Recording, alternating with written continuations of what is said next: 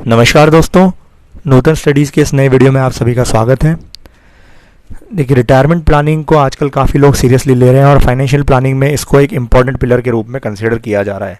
लेकिन कई बार ऐसा हो रहा है कि आप जो रिटायरमेंट प्लानिंग करते हैं उसमें कई सारे ऐसे एक्सपेंसेस को इंक्लूड करना भूल जाते हैं जो आपके पोस्ट रिटायरमेंट के टाइम पे एग्जिस्ट करेंगे।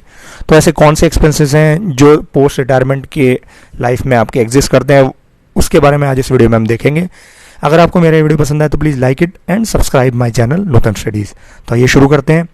जैसा मैंने बताया, अगर आपने अपना काम करना बंद कर दिया है, आप जॉब नहीं कर रहे हैं, तो भी आपके चैलेंजेस जो है लाइफ में वो कम नहीं होने वाले हैं। उल्टा, अगर आपने रिटायरमेंट के बजट को प्रॉपरली मैनेज नहीं किया हुआ है, उसमें कौन कौन से एक्सपेंसेस हैं इसको अगर पता किया हुआ नहीं है, तो कई बार ऐसा हो सकता है कि आपके जो भी गोल्स पोस्ट रिटायरमेंट में रहेंगे उसके लिए आपको मनी में शॉर्टेज का सामना करना पड़ सकता है। तो इसकी वजह से रिटायरमेंट प्लानिंग जो है वो एक इम्पॉर्टेंट पिलर कंसीडर किया गया फाइनेंशियल प्लानिंग का। और अगर आप फाइनेंशियल प्लानिंग कर रहे हैं तो आपको सबसे पहले रिटायरमेंट प्लानिंग ढंग से करनी चाहिए। साथ ही साथ रिटायरमेंट प्लानिंग में वो सारे एक्सपेंसेस इंक्लूड करने चाहिए, उनको ओवरलुक नहीं करना चाहिए प्री रिटायरमेंट लाइफ में, जो एग्जिस्ट करेंगे आपके पोस्ट रिटायरमेंट के लाइफ में।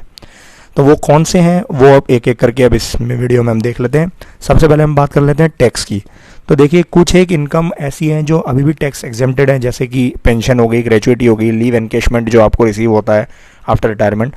तो ये सारी चीज़ें जो है टैक्स एग्जेम्प्टेड है। इसके अलावा जो भी आपको प्रोविडेंट फंड रिसीव होता है that is also completely tax free. लेकिन इसमें आपको एक चीज़ पता होनी चाहिए कि आपका जो भी एम्प्लॉयर है वो इसको रिकॉग्नाइज प्रोविडेंट फंड में इन्वेस्ट कर रहा है तो ही है, अदरवाइज आपको ये काफ़ी दिक्कतों का सामना भी करवा सकता है। ये रही बात टैक्स एग्जेम्प्टेड इनकम की। इसके अलावा अगर आप नॉर्मल एफडीज या आरडीज करते हैं आफ्टर रिटायरमेंट, तो इसमें आपको टैक्स लगता है जो आपके टैक्सेबल इनकम के ब्रैकेट के अकॉर्डिंग लगता है। तो ध्यान रहे, आप चाहे रिटायरमेंट लाइफ में हो चाहे ना हो, ये आपको टैक्स तो देना ही पड़ेगा।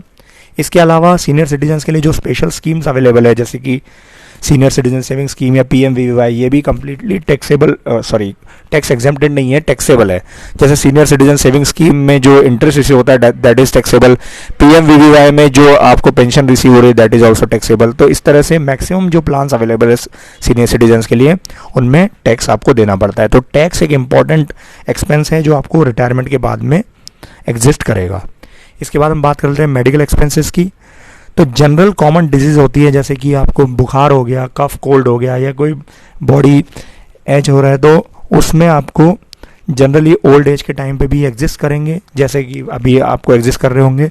तो इनका आपको खर्चा खुद ब खुद बेयर करना है। इसके अलावा अगर आप रिटायरमेंट के बाद की बात करें तो जनरली उस वक्त हाई या लो ब्लड प्रेशर और डायबिटीज़ की आजकल इंडिया में समस्या बहुत ज़्यादा है, जो जनरली ओल्ड एज में आपके ज़्यादा एग्जिस्ट करती है।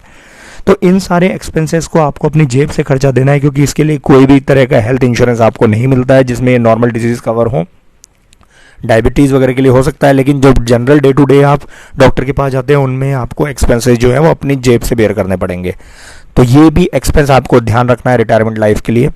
इसके अलावा डेंटल एंड विजन केयर, जैसा मैं बता रहा था, कुछ एक एक्सपेंसेस हैं जो ओल्ड एज में ज़्यादा आपको एग्जिस्ट करेंगे। जैसे कि आपने अगर कभी दांत से रिलेटेड कोई दर्द है या आंख से रिलेटेड कोई आप परेशानी है और उसको आप डॉक्टर को दिखाने गए हैं, कोई डेंटल प्रोसीजर्स करवा रहे हैं, चश्मा लगवाना चाहते हैं या कॉन्टैक्ट लेंस लगवाना चाहते हैं, तो ये किसी भी इंश्योरेंस में कवर नहीं होता है। ध्यान रहिए कि हेल्थ इंश्योरेंस अगर आप लेते हैं तो उनमें ये सारी चीज़ें इंक्लूड नहीं रहती हैं।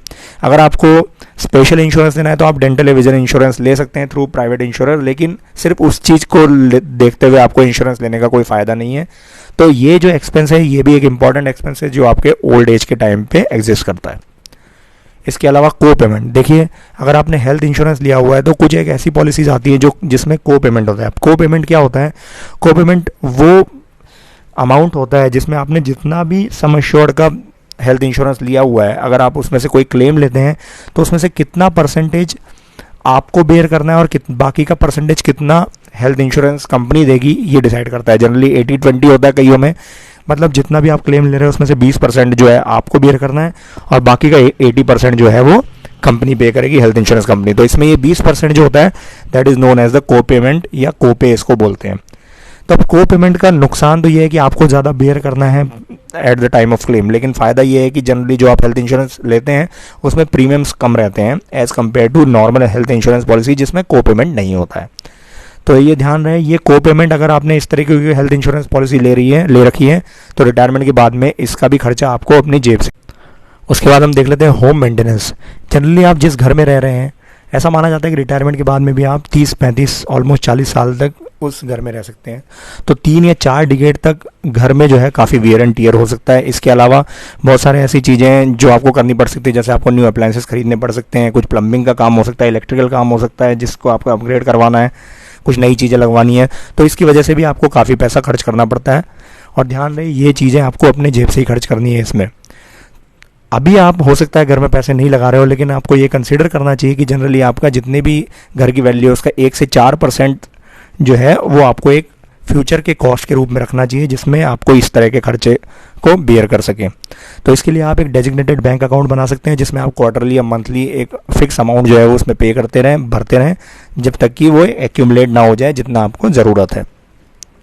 इसके बाद हम देख लेते हैं व्हीकल मेंटेनेंस एंड रिप्लेसमेंट। जैसा घर में मेंटेनेंस होता है, सेम व्हीकल में भी मेंटेनेंस की ज़रूरत होती है। कार्स में या आपके 2 व्हीलर्स में generally oil changes, battery, tyre replacement और ब्रेक वगैरह, इन सारी चीज़ों के लिए तो आपको मेंटेनेंस की ज़रूरत होती है।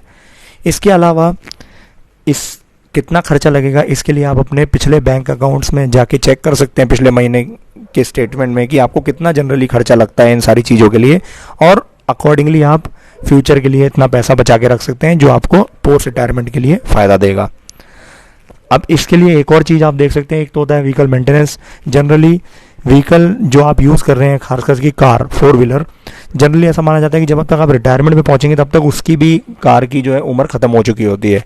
और जनरली इंडिया में एक व्हीकल को आप 15 ईयर्स तक ही ऑफिशियली मैक्सिमम रख सकते हैं। तो इस वजह से आपको रिप्लेसमेंट का भी खर्चा लेना पड़ता है, और वो भी चीज़ आपको ध्यान में रखनी है कि पोस्ट रिटायरमेंट के बाद में अगर आपको कोई व्हीकल रिप्लेस करना है तो उसका खर्चा भी आपको बेयर करना पड़ेगा।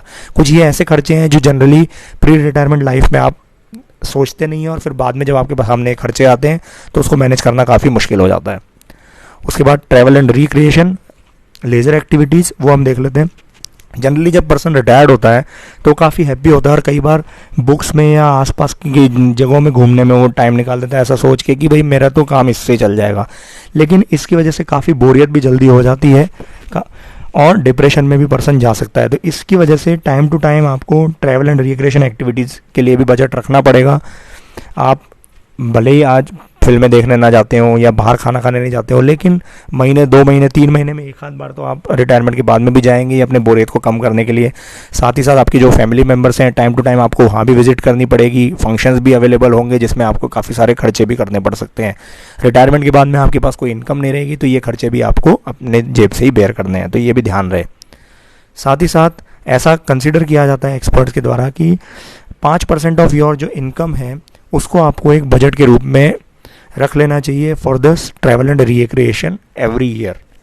हर साल मतलब आपको एक 5% जो भी आपकी इनकम है उसका खर्चा लगेगा, ये आपको एक्सपेंस में इंक्लूड करना चाहिए। देन प्रॉपर्टी टैक्स और मेंटेनेंस चार्जेस जो आप सोसाइटी में रहते हैं उसके लिए। जनरली अगर आपने कोई होम लोन लिया हुआ है और अगर लोन आप बहुत पहले चुका देते हैं तो ऐसा समझा जा सकता है कि भई आप अब तो कोई प्रॉब्लम नहीं है और मुझे कोई दिक्कत नहीं आने वाली। लेकिन ध्यान रहे, अगर आप लोन पे कर रहे हैं होम लोन, तो सिर्फ जो आपका प्रिंसिपल और इंटरेस्ट पोर्शन है पेमेंट का उसी को आप पे कर रहे हैं।